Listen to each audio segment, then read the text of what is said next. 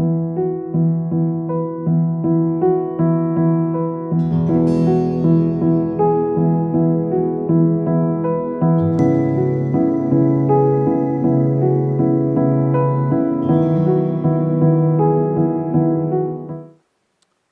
días a todos. Decía la canción, haz que brote en mí un río de alabanza. Haz que brote en mí un río de alabanza. Es una buena oración, ¿no? Porque primero reconocemos que de nosotros mismos, que por nosotros mismos no podemos hacer. Nosotros no podemos sacar de nosotros mismos una alabanza a Dios con nuestra naturaleza.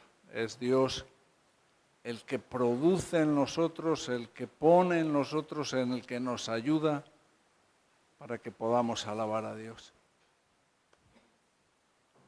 Haz que brote en mí.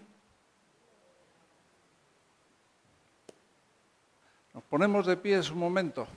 Vamos a cantar esta otra vez, con ganas. Y vamos a pedir eso, que brote de nosotros un río de alabanza. Nosotros no podemos, no tenemos los requisitos. Somos, como decía Dani, ¿qué palabras decías? Insuficiente, incapacitado, inútiles. Iglesia de los inútiles. Nosotros no podemos, pero Él puede hacer que brote de nosotros un río de alabanza. Venga, con ganas ahí.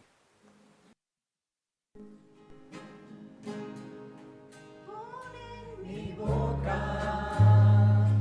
Oh Dios, una alabanza que exalte al Cordero, el Hijo de Dios. Haz que brote en mí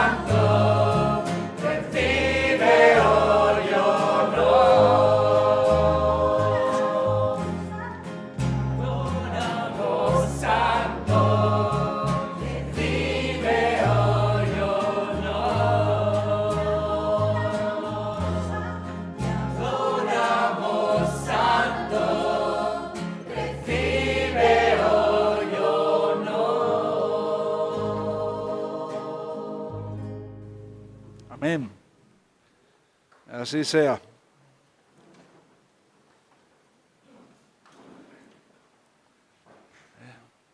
Ahora ya no hace falta ni calefacción ni nada, ¿verdad?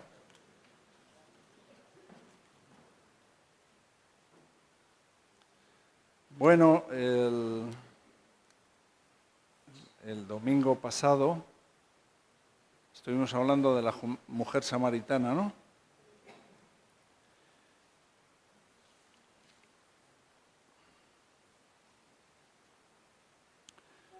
Y bueno, si os dais cuenta, no acabamos la enseñanza, nos quedamos ahí un poquito en el versículo 27. Vamos a leerlo hasta el final. En esto vinieron sus discípulos y se maravillaron de que hablaba con una mujer. Sin embargo, ninguno dijo, ¿qué preguntas? ¿O qué hablas con ella? Entonces la mujer dejó su cántaro y fue a la ciudad y dijo a los hombres, venid, ved a un hombre que me ha dicho todo cuanto he hecho. ¿No será este el Cristo? Entonces salieron de la ciudad y vinieron a él. Entretanto los discípulos le rogaban diciendo, Rabí, come. Él les dijo, yo tengo una comida que comer que vosotros no sabéis. Entonces los discípulos decían unos a otros, ¿le habrá traído alguien de comer?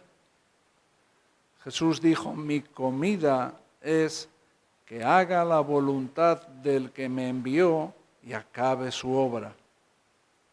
¿No decís vosotros, aún faltan 4 meses para que llegue la siega? He aquí os digo, alzad vuestros ojos y mirad los campos, porque ya están blancos para la siega. Y el que siega recibe salario y recoge fruto para vida eterna, para que el que siembra goce juntamente con el que siega. Porque en esto es verdadero el dicho, uno es el que siembra y otro es el que siega.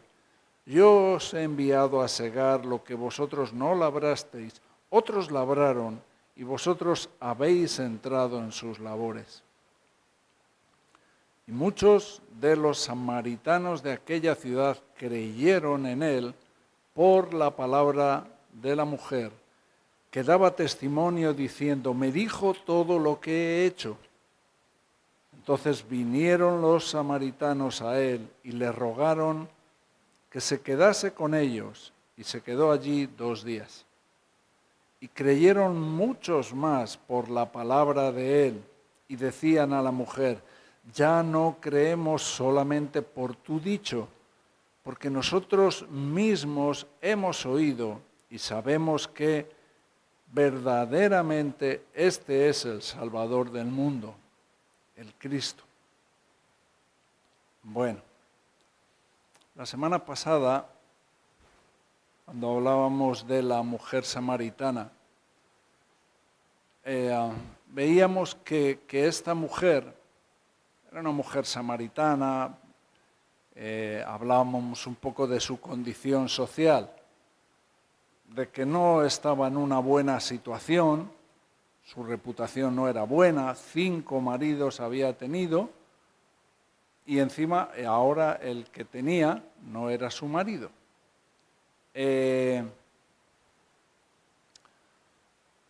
Era al mediodía cuando fue a buscar el agua. Posiblemente algunos comentaristas dicen que lo hizo en las horas de más calor, pues para que nadie la molestara o que nadie la increpara o la insultara o la menospreciara, ¿no? Por su condición social, ¿no? ¿Por quién era? Porque cuando ella al final va a dar testimonio, es lo que confiesa, es lo que les dice. Me ha dicho todo lo que he hecho.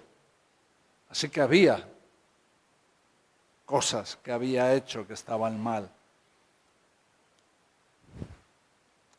Y aparte de su condición social, ella no entendía el mensaje, no entendió qué es lo que Cristo estaba tratando con ella.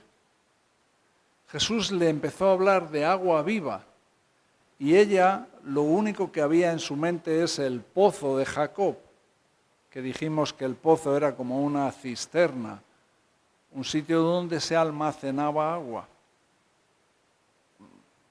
Algo ahí, agua estancada. Y Jesús le empezó a hablar de fuentes de agua viva que brotan de su interior. Pero vemos lo difícil que era esta mujer. Era además samaritana. Los samaritanos no leían, tenían otra escritura, otra Torá, solo leían el Pentateuco. Era otra historia, la de los samaritanos. Era una vamos a decir, raza de gente muy mezclada, con otro tipo de religiones. Y no entendía a esta mujer. Bueno, esto hasta cierto punto es normal, ¿no? Hay chicos, chicas que son muy nuevos, no llevan mucho tiempo, y cuando les hablas de las cosas espirituales, no las entienden. No entienden qué tiene que ver eso con ellos.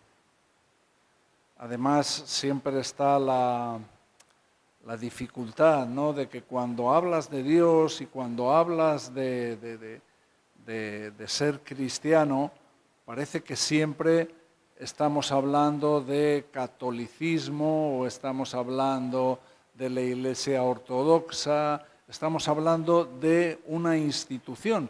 Pero cuando hablamos de cristianismo, no estamos hablando de una institución, sea la Iglesia católica, evangélica, la ortodoxa, sea cual sea. Estamos hablando de ser como Cristo fue, de la vida de Cristo. Y entonces, por eso esta mujer, lo único que veía, lo único que entendía era: yo he venido a por agua del pozo, yo tengo este pozo que nos le dejó nuestro antepasado Jacob. No entendió. Pero aquí se añade otra cosa, otro dato. Y aquí ya no es una mujer que a lo mejor no tenía mucho conocimiento de las Escrituras, sino aquí son los propios discípulos.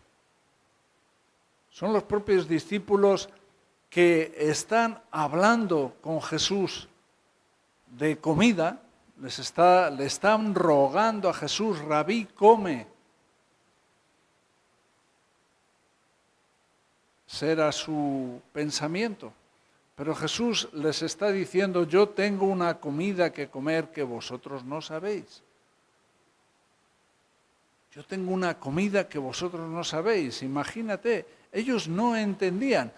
A la única conclusión que llegaron fue que ¿le habrá traído a alguien de comer? A lo mejor ellos habían cuestionado a Nicodemo. A lo mejor, digo, no nos dice la Escritura. A lo mejor les sorprendió que Nicodemo, cuando escuchó aquello de que tenía que nacer de lo alto, tenía que nacer de nuevo, lo único que se le ocurrió a Nicodemo: ¿me tengo que meter en el vientre de mi madre y volver a nacer? ¿Me estás hablando de eso? ¿Por qué? Porque a pesar de que era un hombre importante de los fariseos, un hombre que tenía conocimiento de las Escrituras, no entendía lo que se le estaba hablando. Así que estamos aquí haciendo un recorrido Aquí vemos ya a Jesús tratando con Nicodemo, Jesús tratando con la mujer samaritana, Jesús tratando aquí con sus discípulos y no estaban entendiendo de qué hablaba. Es como decía Dani, una incapacidad para entender las cosas espirituales. Aquí hay cosas espirituales que se están tratando. Hay cosas espirituales que afectan tu vida y que la pueden afectar de forma eterna. Y aparte hay verdades espirituales, cuestiones espirituales que afectan tu vida en el día de hoy. Las decisiones que tomas, los pensamientos que tienes. Hay cuestiones espirituales. Por eso es importante para nosotros entender las cosas espirituales. Entender de qué está hablando Cristo. ¿Qué es eso de yo tengo una comida para comer que vosotros no sabéis? ¿De qué está hablando? ¿De qué está hablando cuando le dice a la mujer samaritana, yo te daré agua viva, que será como una fuente que brote de ti? ¿De qué está hablando? ¿De qué está hablando cuando a Nicodemo le está diciendo, tienes que nacer de nuevo? No te quedes con una incertidumbre, con una ignorancia sobre estas cosas, porque tu vida depende de ello.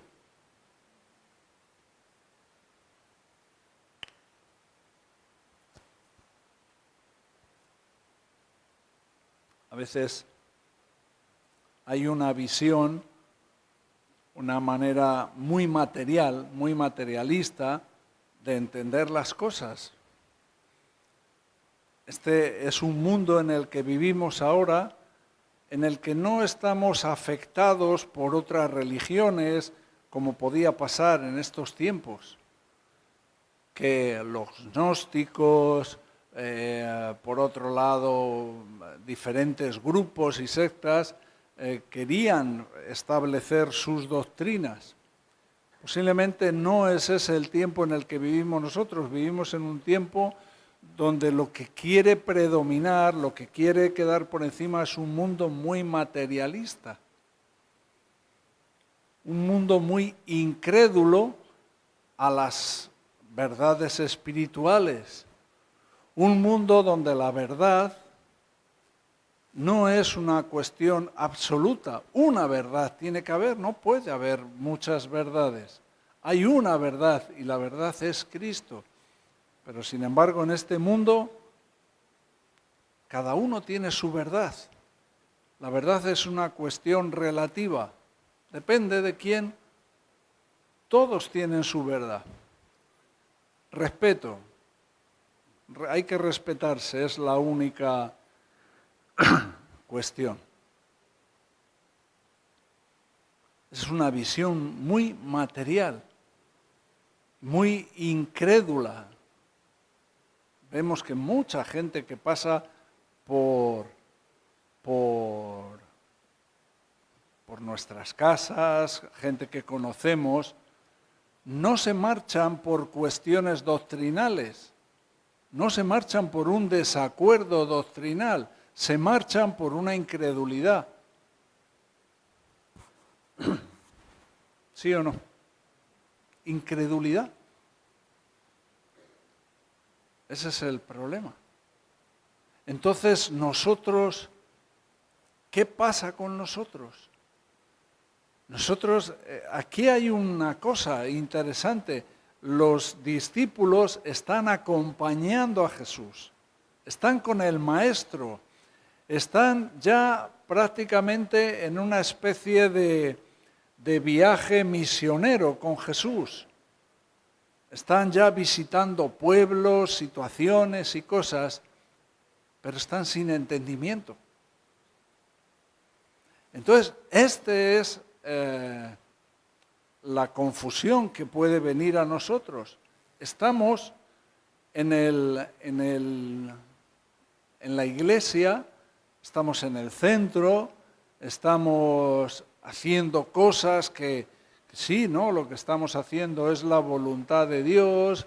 Estamos en ese proceso, estaban estos caminos, habían ido a Galilea, habían vuelto a Caná, estaban en viajes, en cosas. Jesús le había dicho, me es necesario pasar por Samaria. Aparentemente están envueltos, metidos en la voluntad de Dios, pero no estaban entendiendo la verdad espiritual. O sea, ellos estaban a punto ya de salir de Samaria y no se habían enterado de por qué a Jesús le era necesario pasar por Samaria. Le ven ahí hablando con una mujer y les extraña, se maravillan, pero no dicen nada. Rabí, come, por favor, come.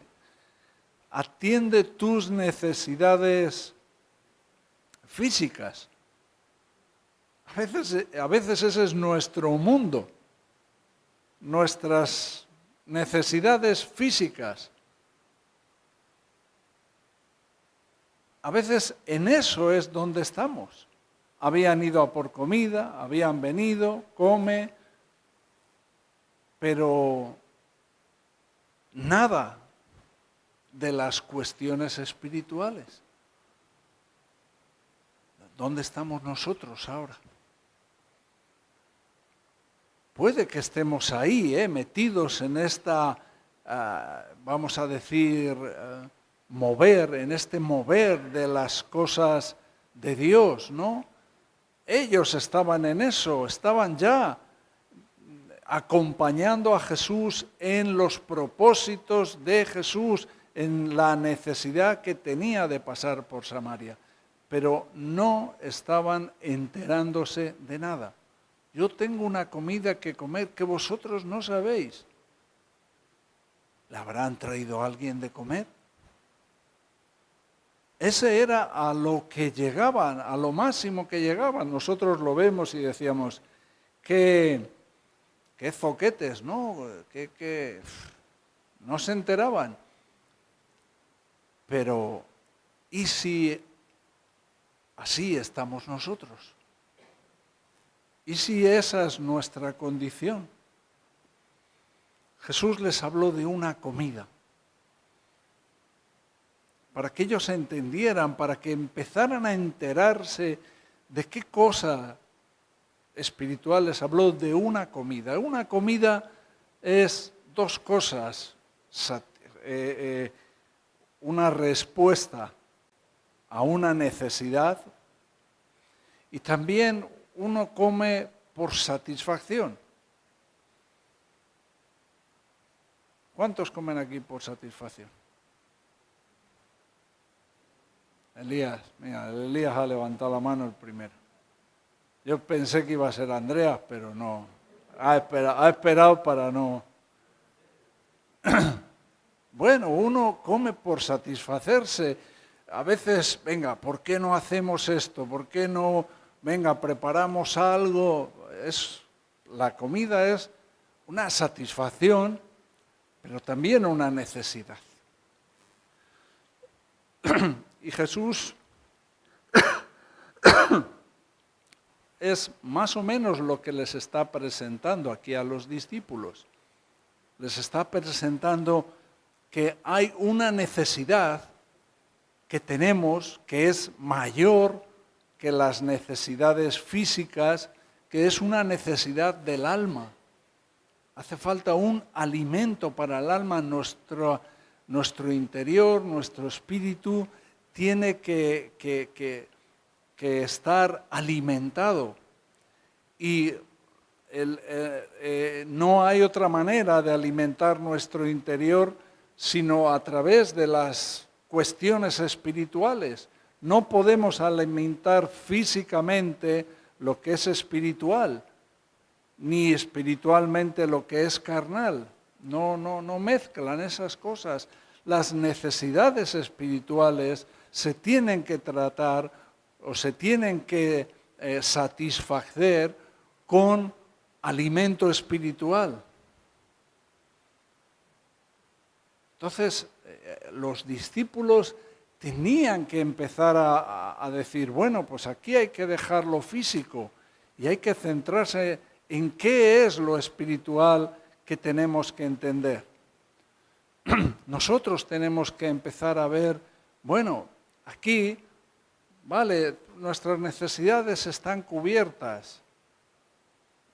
Trabajamos por ello, Andrea va con su camión y trae, las chicas están en la despensa, los que hacen la comida. Bueno, hay una serie de personas trabajando en esas necesidades físicas. Y en esas no hay ningún cuestionamiento. Ya sabemos las horas, ya sabemos cómo funciona todo. A nadie hay que explicarle eso. Que por la mañana cuando se levanta, pues es mejor que desayune algo. Que después de estar por la mañana trabajando, haciendo cosas, pues es bueno comer algo. Y que por la noche, pues también es bueno comer algo. Algunos lo que es bueno es no comer tanto, pero... Pero ¿y las necesidades espirituales? Esto es lo que Jesús está planteando. Yo tengo una comida que comer que vosotros no sabéis. Algo que tiene que ver con el alma, una verdadera satisfacción del corazón. Ellos, o sea, los discípulos habían visto algo, un detalle, una de esas cosas que a veces pasan desapercibidas en las Escrituras. Y dice literalmente que la mujer dejó el cántaro y se fue. Y ellos lo vieron, porque además es que lo pone, lo dice aquí, ¿no? Versículo 28, entonces la mujer dejó su cántaro y se fue a la ciudad. ¿Y eso qué significa? Algo ha pasado, porque ella a lo que había ido al pozo, la única razón de poder estar en ese pozo era para llenar ese cántaro. El cántaro representaba ese recipiente donde llevar el agua para satisfacer sus necesidades físicas. Y de pronto algo había pasado en esa conversación que tiene con Jesús, que el cántaro ya no hace falta, por lo menos de momento. Ya no es la prioridad. Hasta ese momento la prioridad de la vida de esta mujer era ir a por agua, aunque fuera a esa hora. Esa era su prioridad, su necesidad. Pero tiene una conversación con Jesús, que Jesús le tiene que ir explicando, y al final eso que era tan importante, eso que era una prioridad, pasa a estar en un segundo plano o en un tercer plano. Ya no es importante el cántaro, hay otra cosa que es más importante, ir a la ciudad y contar a la gente las cosas que habían pasado. Ojalá nosotros estuviéramos en eso, dejar el cántaro, un cambio de prioridades, un cambio de necesidades. Ojalá. Pero ellos seguían solamente en Rabí come, Rabí come. Versículo 34, Jesús sigue explicándoles, mi comida, para que ellos se enteren de qué está hablando, cuál es ese tipo de comida que ellos no saben. Mi comida, de lo que os estoy hablando, tiene que ver con hacer la voluntad del que me envió y acabe su obra. hacer la voluntad de Dios y acabe su obra. Eso es lo que Jesús está explicando a los discípulos. Y esa debería de ser nuestra prioridad. Porque Jesús está diciendo, esta es mi comida, esta es mi necesidad, esto es lo único que me satisface, lo que más me satisface es hacer la voluntad de Dios y acabar su obra. Es a lo que Jesús vino. Y esto es lo que les está enseñando a los discípulos y esto es lo que nos enseña a nosotros. Esta es nuestra verdadera necesidad, hacer la voluntad de Dios y acabar su obra. La obra que Dios nos ha encomendado a nosotros. Esta debe de ser el asunto prioritario. ¿Qué significa? ¿Qué sentido tiene que acabe su obra? Bueno, en las bodas de Canaán, ¿qué significó acabar su obra? Convirtió el agua en vino y lo hizo suficientemente en cantidad, hizo la cantidad suficiente y en calidad. Él acabó su obra allí. El pozo no la dejó a esta mujer allí con algunos consejos y siguiendo, dependiendo de ese pozo. Le cambió el agua del pozo, le cambió en su espíritu, en su corazón, a experimentar lo que significa fuentes de agua viva. Acabó su obra en esa conversación que tiene con la mujer samaritana. Con Nicodemo, no, algunas veces lo habló, me parece que Dani lo habló hace poco, no mejoró su vida, no le dijo cómo podía mejorar su vida. Le habló de un nuevo nacimiento, de una cosa completamente transformada, una vida transformada. No le habló de mejoras. Mira, si haces esto te va a ir un poco mejor. Bueno, eso es lo que hace la religión. La religión es una mejora. Cristo es el que produce un nuevo nacimiento. Convierte el agua en vino. Es una nueva naturaleza, otra cosa completamente distinta, que sabe distinto, que se ve distinto, que huele distinto.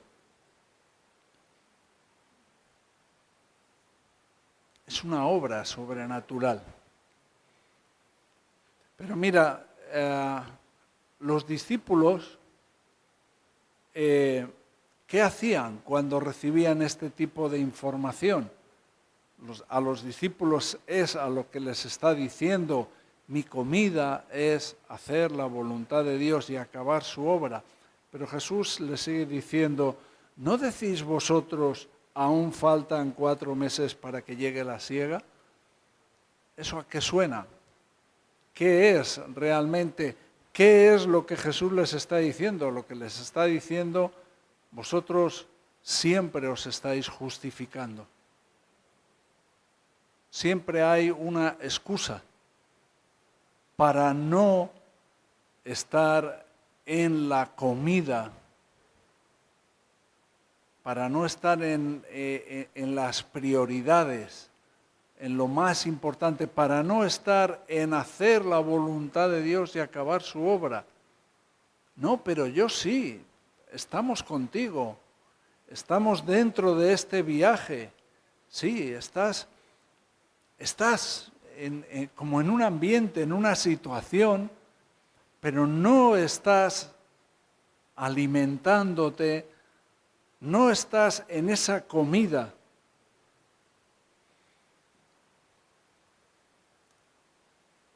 espiritual, en esa comida, que es hacer la voluntad del que me envió. No sé si soy capaz de explicarme. Porque para los discípulos era fácil justificarse. Porque ¿qué está pasando? Si ellos están con Él, si le están acompañando, si son partícipes de todos los acontecimientos, escuchan todos los mensajes, ¿cómo es que no están? ¿Cómo es que hay una comida de la que nosotros no tenemos conocimiento, no sabemos? ¿De qué está hablando? ¿Por qué hay algo que tiene que ser una prioridad y parece que yo no me estoy enterando? Yo parece que tengo otras prioridades, pero si yo estoy trabajando en la iglesia o en la obra o haciendo cosas, ¿por qué? Encima me estoy preocupando por sus necesidades. Pero lo que Jesús les está diciendo es que no os enteráis, no sabéis. Es otra necesidad la que yo tengo. Y tiene que ver con la voluntad de Dios. Y esa está por encima, muy por encima de todo lo demás. De la religión, de las necesidades físicas, de todo. Ellos decían, faltan 4 meses. La mujer decía, yo tengo este pozo que me le dejó mi padre Jacob. Tú eres mayor que Jacob. ¿Qué hacía la mujer? Se justificaba. ¿Qué hacía Nicodemo? ¿Me tengo yo que meter en el vientre de mi madre? Tenía sus tradiciones, tenía muchas cosas para justificarse, para no recibir ese mensaje.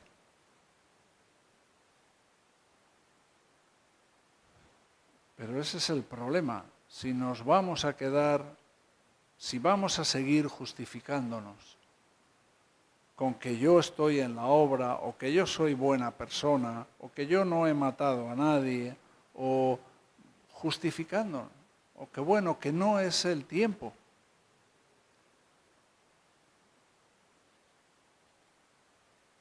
Jesús tenía una necesidad y una satisfacción, que era hacer la voluntad de Dios. Esto era lo que era acabar su obra. Cuando Jesús fue tentado en el desierto, ¿cómo respondió? Él le dijo, no solamente de pan vivirá el hombre. Jesús ya sabía desde el primer momento cómo era el tema de las prioridades. ¿Qué es? ¿Qué debe de ser aquello que debe de ser lo más importante para nosotros? Ya lo sabía. Por eso el diablo no tuvo con qué. No tuvo cómo atacar o hacer caer a Cristo, ¿no?, en sus tentaciones. Un poco más adelante, el capítulo 6, versículo 38.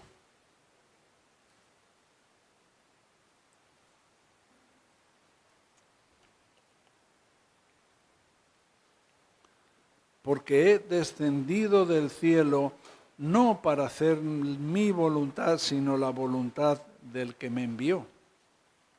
Volvemos al capítulo 4. He descendido del cielo, he sido enviado para hacer la voluntad de Dios. Ese era el testimonio de Jesús, eso es de lo que Jesús nos está hablando. Si leemos Juan, el capítulo 17, es un relato de cómo Cristo entiende que ha venido para cumplir, para hacer la voluntad de Dios. Aquí estamos en el capítulo 4. Jesús les habla de que levanten los ojos, alzar los ojos. Tiene que haber un cambio de perspectiva, de mirar las cosas. Tienes que dejar de mirar las cosas materiales, las cosas en las que has estado poniendo tu atención toda tu vida. Alza los ojos. ¿Por qué? Y les habla un poco de los que siegan y los que siembran. No nos metemos mucho, pero a veces es verdad que, como dice aquí, que segamos lo que nosotros no hemos sembrado. O nos toca sembrar aquello que no vamos a segar. Porque normalmente el hombre tiene ese anhelo. Siembras para recoger tú. Haces cosas para llevarte tú el beneficio. Pero Jesús está hablando de que en el mundo espiritual, en el reino de Dios, en el ambiente de la voluntad de Dios, a veces siembras y no cosechas y no siegas, o a veces siegas lo que no has sembrado. Ha habido otros que han estado sembrando. En definitiva, lo que importa es saber a qué hemos sido llamados nosotros. ¿Cuál es la voluntad de Dios en este momento para mi vida? Y si es sembrar y que otros cosechen, pues gloria a Dios. Y si es segar lo que otros han sembrado, gloria a Dios también. De alguna manera eso es un ciclo que ocurre. Uno llega y empieza a segar lo que otros han sembrado. Es lo que a ellos les estaba pasando con Juan Bautista, por ejemplo. Juan Bautista había estado sembrando y ellos estaban cosechando lo que Juan había sembrado. En definitiva, de lo que se trata es qué es la voluntad de Dios para mi vida. Jesús no estaba ahí para atender o satisfacer sus necesidades, estaba ahí para hacer la voluntad de Dios y acabar su obra. Jesús acabó su obra, acabó la obra de Dios. Cuando estaba en la cruz dijo, consumado es. Acabado es. Está terminado. Jesús acabó aquello que era la voluntad de Dios para su vida. Cuando estaba con el tema de la copa, de si tomar la copa, al final dijo, pero no se haga mi voluntad, sino la tuya. Y todo esto son ejemplos para nosotros. Porque a veces hacer la voluntad de Dios, a veces tiene que ver con sufrimientos. Bueno, hemos estado orando por gente que está enferma, ¿no? ¿Y Dios es poderoso para sanar? No es poderoso, es todopoderoso.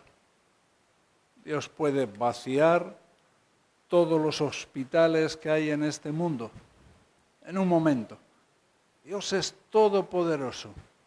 Pero también Dios puede no sanarte y dejarte con una enfermedad. Aquí el problema no es lo que yo creo que Dios tiene que hacer, sino por qué Dios hace las cosas. ¿Cuál es la voluntad de Dios? Si Dios me quiere sanar o si Dios quiere que siga enfermo. ¿Cuál es la voluntad de Dios? Ese es el asunto importante, esa es la comida, esa es la prioridad.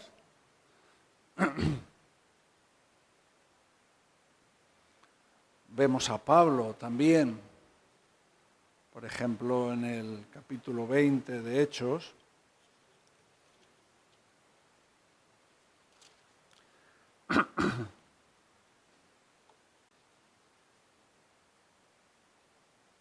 Versículo 24.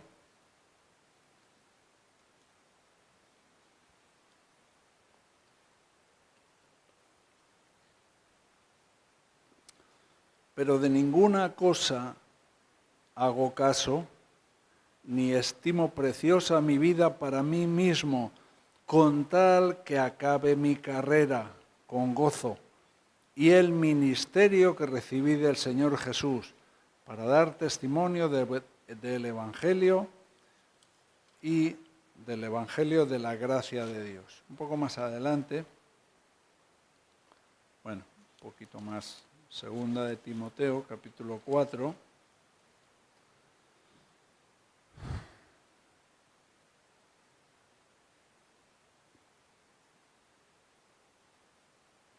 Versículo 6, porque yo ya estoy para ser sacrificado y el tiempo de mi partida está cerca. He peleado la buena batalla, he acabado la carrera, he guardado la fe. Aquí vemos a Pablo con una seguridad de que había vivido para entender y para hacer la voluntad del que le envió y acabar su obra. Tenía esa seguridad, esa certeza. Claro, también había habido muchos sufrimientos, muchas complicaciones, y estoy hablando de esto de los sufrimientos porque a veces parece que la voluntad de Dios tiene que ver con esquivar, con rodear algunas situaciones que son complicadas o difíciles.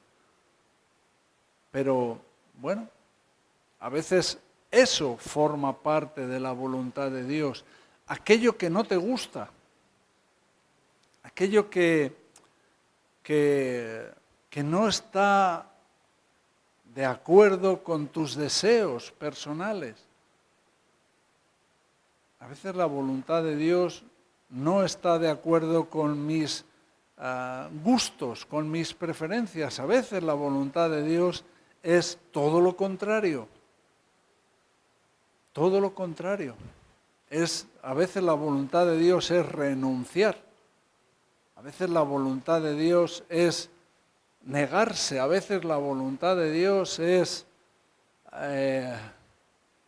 el camino más angosto, más duro en una situación. La voluntad de Dios no es aquello que a nuestros ojos nos parece más sencillo. Por eso Jesús les decía, levantad la vista, tenéis que ver un poco cómo está la cosecha. Por eso a veces es difícil saber qué es la voluntad de Dios. Saber cuál es nuestra voluntad es fácil. Siempre buscamos aquello que nos satisface más a nosotros, a nuestra carne. Aquello que representa algún tipo de beneficio para nosotros.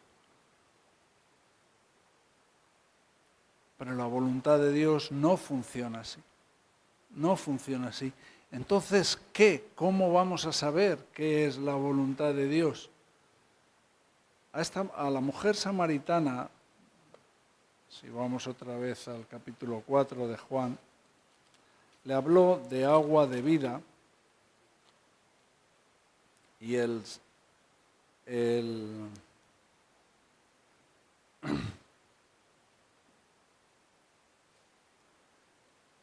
otro día hablamos en el capítulo 7, vale.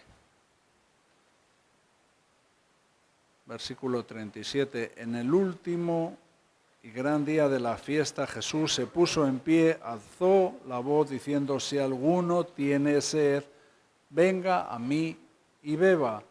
El que cree en mí, como dice la Escritura, de su interior correrán ríos de agua viva. Y mira el versículo 39, esto dijo del Espíritu que habían de recibir los que creyesen en él, pues aún no había venido el Espíritu Santo, porque Jesús no había sido aún glorificado.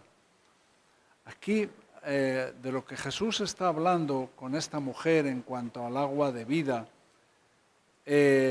de la comida que está hablando con los discípulos, aquí les está enseñando una verdad espiritual y es la necesidad de la vida del Espíritu, de la necesidad de la obra del Espíritu Santo en nuestras vidas. Nosotros principalmente,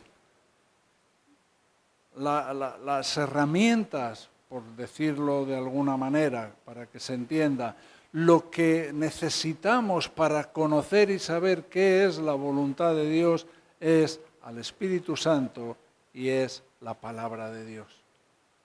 O el Espíritu Santo obrando muchas veces a través de la palabra de Dios. Necesitamos una comunión con Dios, una comunión con Dios.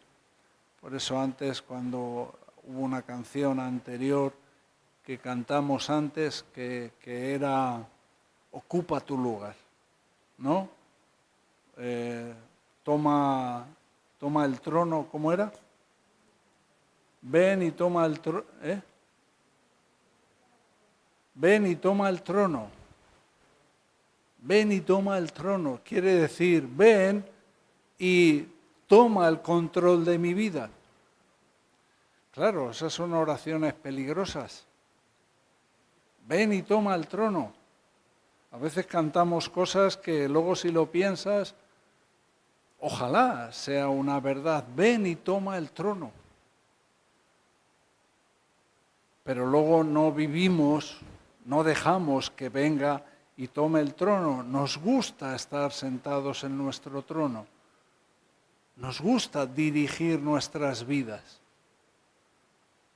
En un ambiente cristiano y hacemos cosas que tienen que ver con la iglesia y hacemos cosas que tienen que ver con religión, pero estamos nosotros sentados en el trono, no es Él el que está sentado en el trono. Porque Él es el que nos va a enseñar a saber diferenciar o saber qué es la voluntad de Dios, qué es esa comida, esa necesidad que tenía Jesús.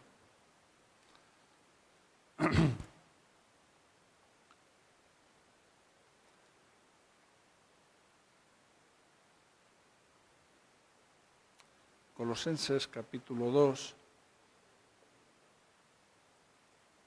Estamos acabando,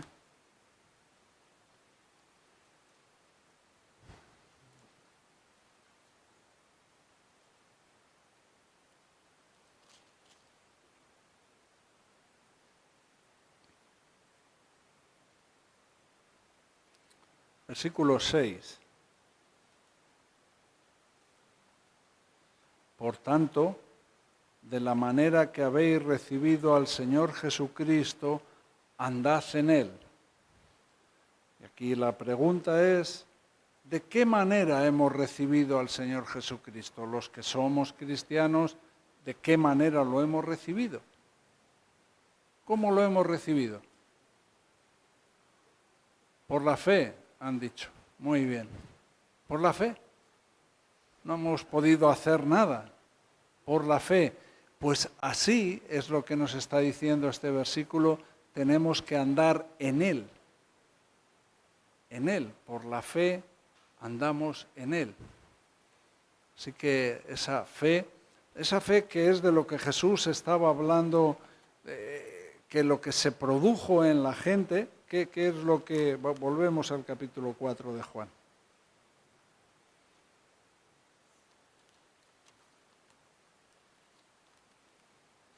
¿Qué pasó aquí con esta gente?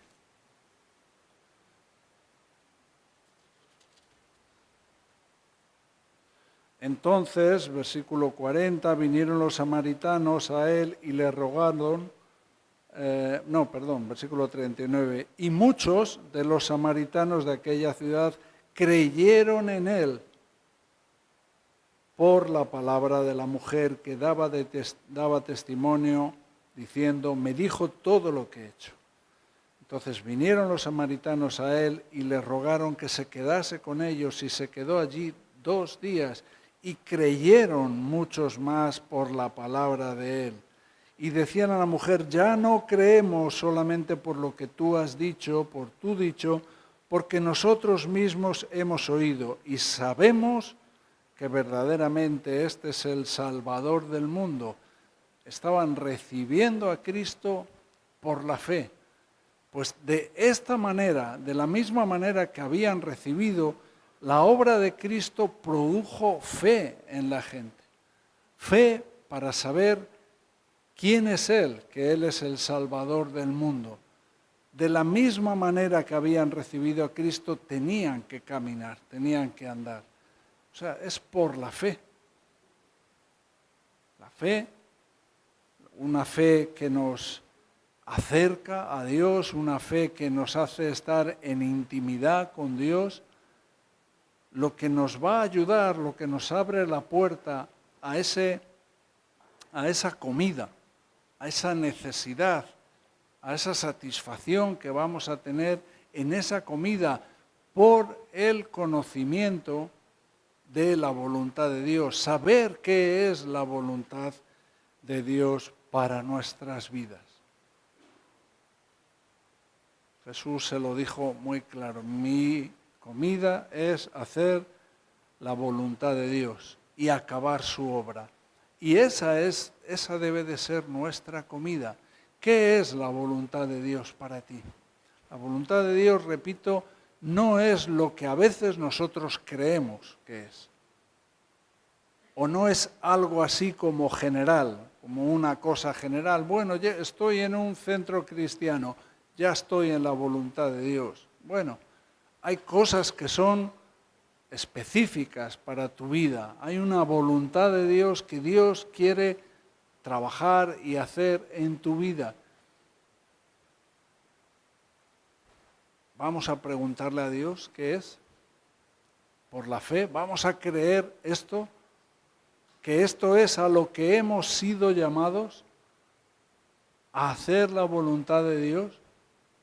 No estamos aquí para curarnos de la droga. No estamos aquí para resolver algunos problemas. No estamos aquí para tener un acontecimiento social de la iglesia. Estamos aquí por la necesidad que tenemos de que el Espíritu Santo obre a través de la palabra para revelarnos qué es la voluntad de Dios y creer en eso, poner nuestra fe en eso, andar en eso.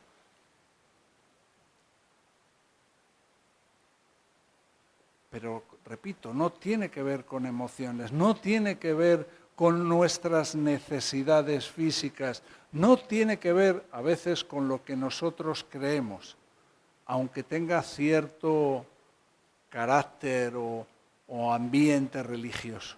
No tiene que ver. Vamos a saber muy claro qué es la voluntad de Dios. Al final, los discípulos lo pudieron saber, pero tardaron tiempo. Y estuvieron como ignorantes, como con ese desconocimiento, con esa ignorancia de confundir las cosas espirituales con cosas materiales, con entender las cosas de una manera que no era. Esto es lo que aprendemos de este texto. Y, bueno, aprendemos que Él tiene una comida que comer que es posible que nosotros no sepamos. Pero si ya tienes ese anhelo, deseo de estar caminando, de estar andando en lo que es la voluntad de Dios, pues entonces sí, Dios va a manifestarse, Dios va a revelarte, Dios a través del Espíritu Santo va a ponerte claridad en tu vida sobre qué es la voluntad de Dios. Amén. Vamos a orar.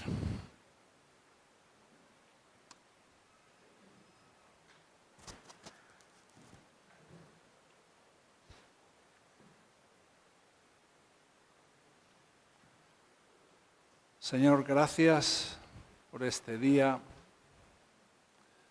Gracias por este texto.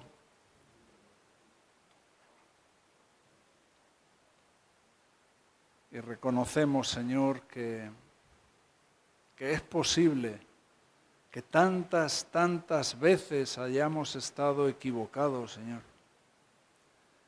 confundiendo lo espiritual con lo material, interpretando mal las cosas. A veces hemos creído que estamos ahí en la perfecta voluntad de Dios y solamente estamos dentro de un ambiente. A veces hemos confundido la voluntad de Dios con nuestros intereses, con nuestras necesidades, con lo que a nosotros nos parece, con lo que a nosotros nos gusta.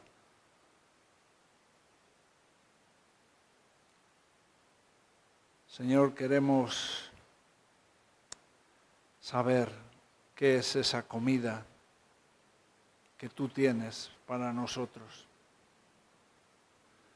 Señor, líbranos de la ignorancia, de la incredulidad.